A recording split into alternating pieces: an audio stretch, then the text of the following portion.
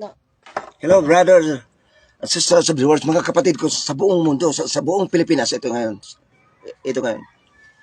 Lalo na, lalo na sa iyo, Bung Marcos, dati Marcolita. Mananiwala ka na sa aking mga tinatawag na perspective. Yung pag-iisip ko, may taking advantages ako. May taking advantages ako, nagmamasakit sa problema sa Philippine government, world problems. Ito nga ang problema sa Pilipinas, ito ngayon. It's sillis. Sana manonood ka sa akin, President Bongbong Marcos, sa lahat ng mga presidente, Chinese president, sa lahat ng mga presidente, lalo na Chinese president, lalo na sa mga presidente sa ibang, bawat presidente sa mga ibang bansa, kumuha na kayo ng oh, sige na.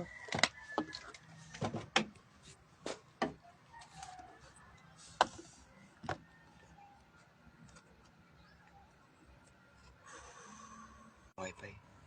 Tara na. Yan na.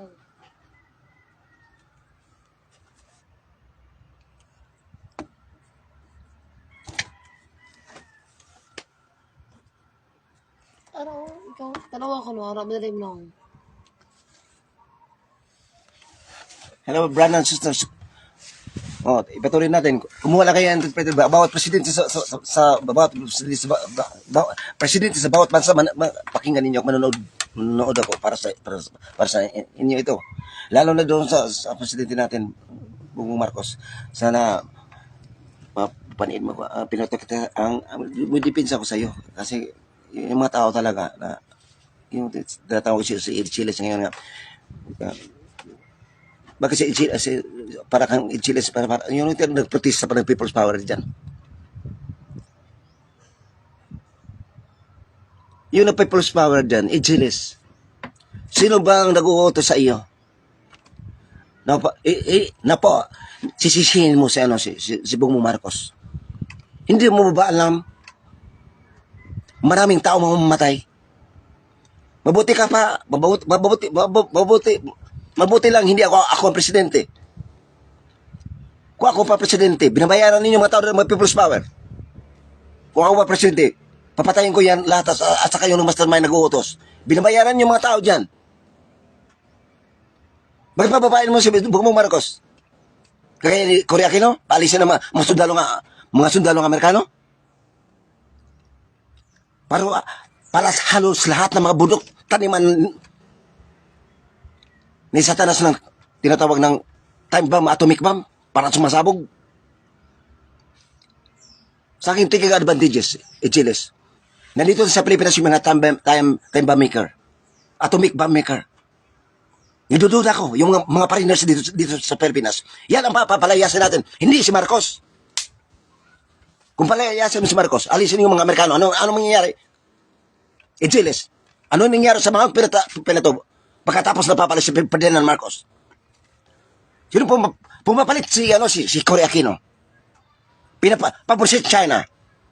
Pinapalayas yung mga sundalo. Ano nangyari? Sumasabog yung mga pinatubo. Dahil wala nang bantay ang Pilipinas. Tama yung ginagawa ni Marcos. Pinabalik yung mga sundalo Amerikano.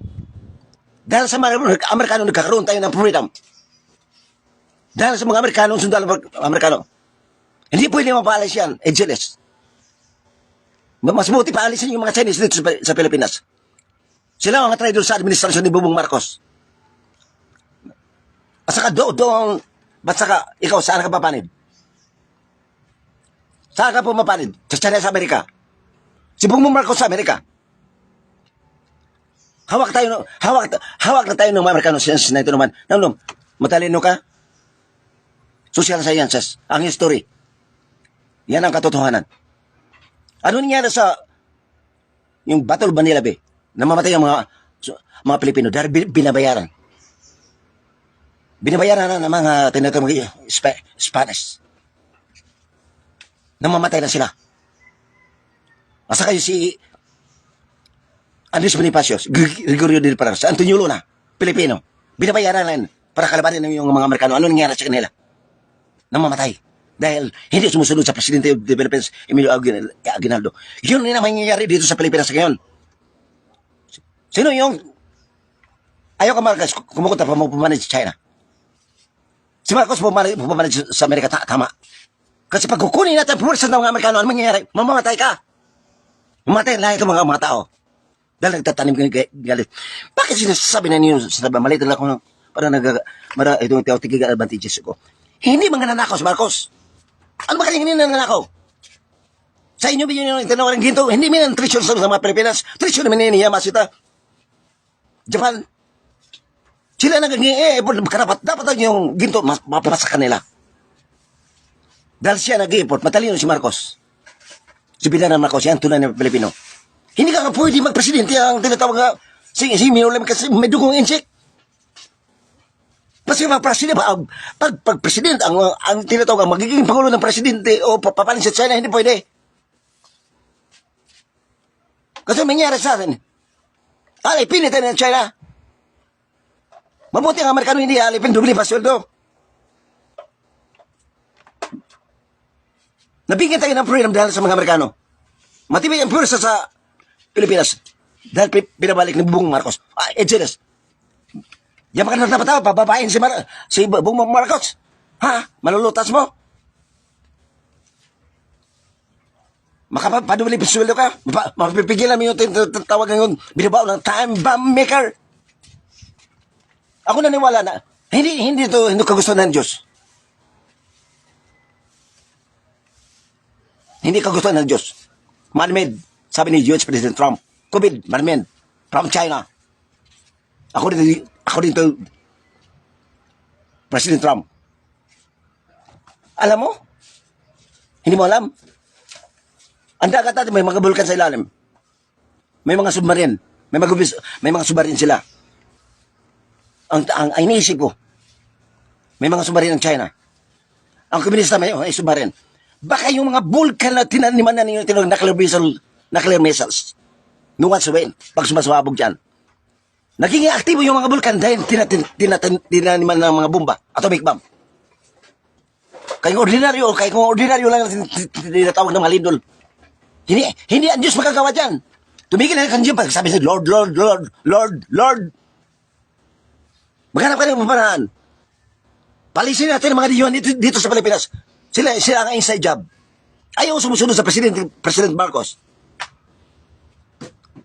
Dahil kay President Marcos, national hero siya. Pinababalik yung mga sundalo ng Amerikano. Ano mangyayari? Palisin niyo yung mga sundalo. Kagaya ang ginagawa ng Korea kayo. Pagpalis paalis yung mga Amerikano. Oh. Solo connections kasi mahirap lang ako. Bugmong Marcos. Yun na sa Alubari Philippines. Ako si Milo ni Pangay. Ako yung kanyang advisor, ako ang kanyang speaker. Kami yun. Humingi ng tulong dyan sa iyo. Kasi ang ugali ko talaga. Kung sino yung presidente, hindi ko kinikontra. Yan ang sabi ng Amerika. Kasi ang problema dito, babalik tayo kang Arceles. Kasi ang problema dito sa Pilipinas, walang sportsmanship. Tanim ng galit. Ano sabi ni Eduardo Manalo sa Iglesia ni Cristo? Pag magtanim ng galit ka, kumukontra ka kay Bung Marcos, at tawag siya, higit pa sa kriminal, maraming tao mamamatay. Isipin mo, bakit hindi mo antayin ang terms ni Bung Marcos at saka ikaw papalit kung kaya mo lulutas ang problema sa Pilipinas? Kaya kung ikaw ang presidente sa Pilipinas, humiwala ka sa Amerika, mamamatay yung mga Pilipino. Maalipin tayo kung ginagawa ng ang ano ko lang ko, Igilis. Tanong ko sa iyo. Dante Marcolita, idol kita. Dapat ikaw gumagawa nito. Hindi ako. May taking advantages ako. Ang tanong ko sa iyo. At saka ikaw Igilis. Ang tanong ko, saan ka papanit? Sa Amerika, sa China?